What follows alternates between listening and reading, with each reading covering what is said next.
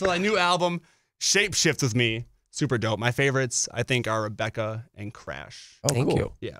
So coming from like the indie punk scene, like you guys do, fans can be kind of weary of a DIY, do-it-yourself band signed to like the major labels. It's kind of been one of the narratives of your career. How do you let your fans know that, hey, it's still the same against me? Even though there's a label we might have grown, how do you let them know that it's still authentic punk music? Right on. I mean, you know, we were on a major label for a second. We have our own record label now, and we've been lucky that I've had every like experience with every size record label, from the smallest indie to mid-size indies to the major label experience to running your own record label. And I kind of realized at a very young point, you know, coming from an anti-capitalist background, of that there is a certain amount of capitalism inherent when you're like selling a physical product and making any kind of profit. And a record label is a record label, is a record label, is a record label on no matter what scale. But I've been saying this a lot, you know, lately on stage, where DIY is a really important ethic to me and always has been, but DIY never meant do it alone for me. It always meant do it with your friends, and to like disregard the idea of like, okay, I'm not doing it myself. I'm doing it with like, we're all doing it together, the four of us on stage, and the four of us aren't doing it alone. We have like a crew of people who come out with us and help us make it happen. And there's a crew of people behind that crew of people who all put together the shows and, you know, book the tours and drive the bus and like all that stuff. And to disregard their involvement in something, I think is just like, is wrong. You know, like, let's just all do it together. Team effort. Exactly.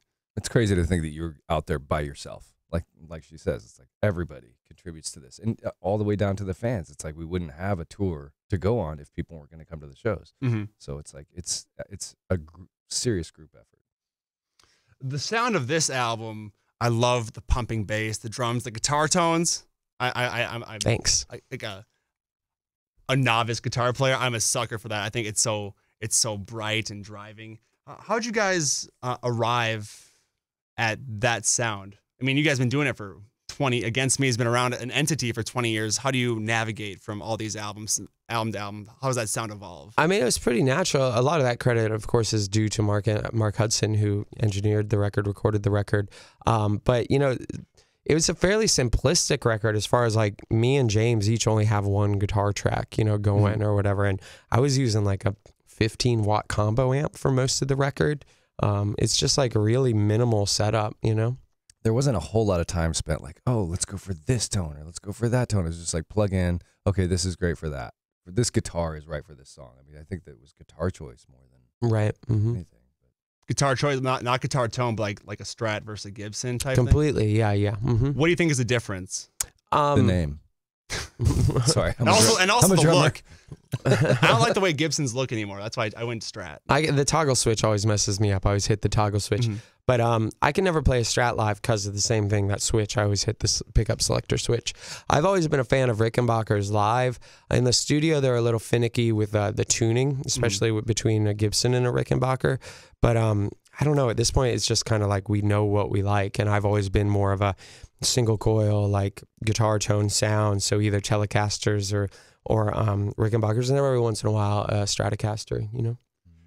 You guys are talking about not really minimalism, but just kind of cutting like one guitar track. Because you look at some of these songs nowadays, they have, I've read stories about people having like 100 tracks with like all these effects. Do you think, was that minimalism a choice, like to kind of hone in the sound, or was that just like organic? Yeah, completely. Like we just didn't want to tune that many guitars. I mean, I think it's important as well to be able to reproduce what happens on the record in a live setting. It's a big deal. And Yes. so for us to be able to show up and recreate what you're hearing on the record, pretty true to you know what you're hearing on the. Did we have coffee yet? I did. Yeah, mine didn't. I got some nasty office coffee. Do we got some, Zeke? This is the morning show with Laura Jane Grace. Hi. I was Yeah, doing you got to be able to play it live if you're going to record it. Oh, So definitely. that was our whole objective. There, got it out. boom. Proud of you, Adam. Microphone drop. Boom. Don't do that. I never understood that when people say mic drop. It sounds terrible. It distracts from the point that you're making. No Might one else break can the use mic. it then. Yeah. Laura, you discussed in the past about before your transition, you would kind of hint at it at the lyrics. Mm-hmm. But now, like, it's out there. It's in the open. So how has the transition made your songwriting easier? Do you feel like you can be more open about that?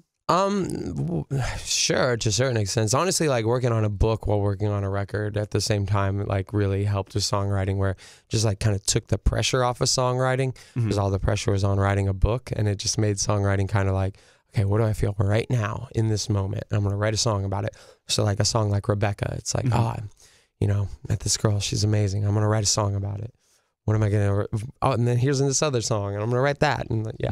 Speaking of that, this record there's like some love undertones going on. I haven't really heard a punk rock band write songs about love. How did that was that slight direction was natural? It was like what was happening? It was organic. Punkers are people too. Yeah, that's true. Well, I mean that's just like, you know, indicative of where I was at. You know, like I was very much in the mood to like travel the world and be in a rock band and fall in and out of love and have different relationships and write songs about that.